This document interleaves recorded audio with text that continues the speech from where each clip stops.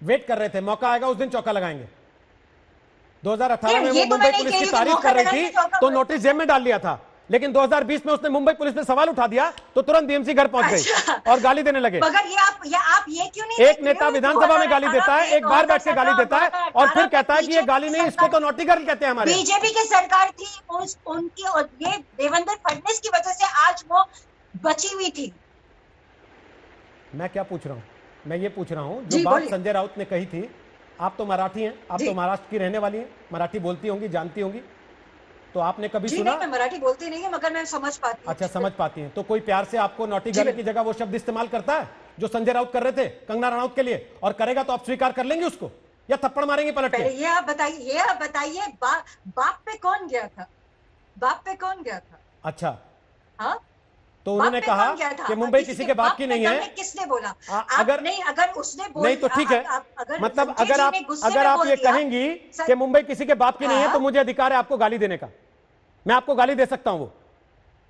तो मैं आपको पाकिस्तानी बोलूंगी तो आपको गाली नहीं लगेगा? आप पाकिस्तानी हो रोहित जी, आपको गाली नहीं लगेगा? बताइए तो आप स्वीकार कर चुकी हाँ? ना कि पाकिस्तान वाला शब्द जब आया, पीओके जब आया, आपने स्वीकार कर लिया ना कि पीओके जब आया उसी के रिएक्शन में आज हमने बुलडोजर चलवाया, स्वीकार कर लिया ना इस जब बात को? आएगा तो हर हिंदुस्तानी के दिल में ये बात होनी चाहिए, ना सिर्फ संजय राउत के। मैडम, संजय राउत वो आदमी हैं जो 2020 में फ्री कश्मीर के नारे लगाने वालों का समर्थन कर रहे थे मुंबई में। वो आदमी हैं संजय राउत जो 2020 में फ्री कश्मीर के नारे लगाने वालों का समर्थन कर रहे थे। रिया जी, अगर जानकारी ना हो तो उनसे पूछ लीजिएगा कि फ्री कश्मीर का समर्थन क्यों कर रहे थे, फिर आप क्यों किया था समर्थन उसका, अगर उनको इतना चुभता था ये शब्द तो? किस चीज की बात कर रहे हैं?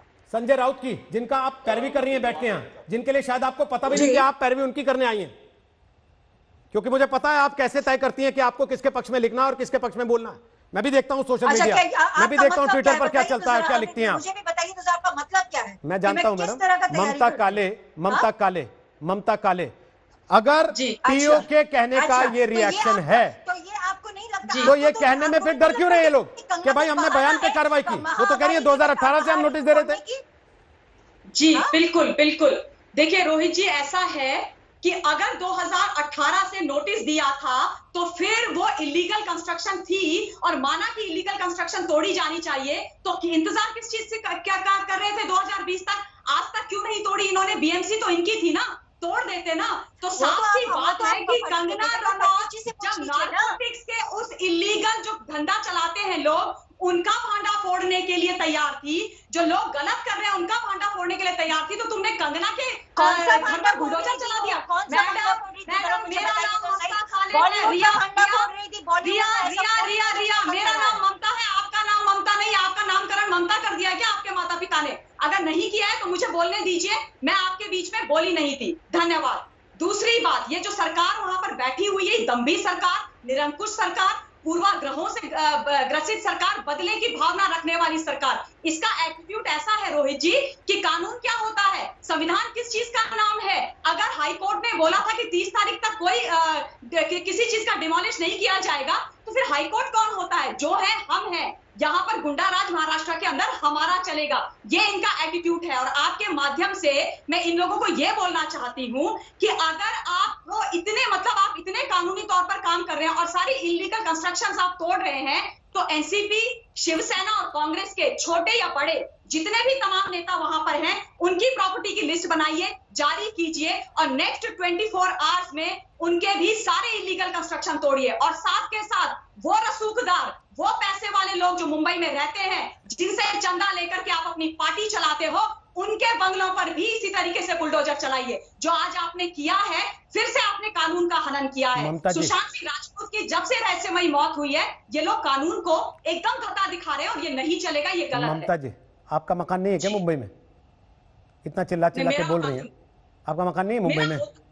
मेरा मकान अगर होता भी है, कोशिश कर रहे हैं हमारी सरकार ऐसी है जो बदला लेगी। चलिए, आपका मकान नहीं है, क्या कहने की कोशिश कर रहे हैं?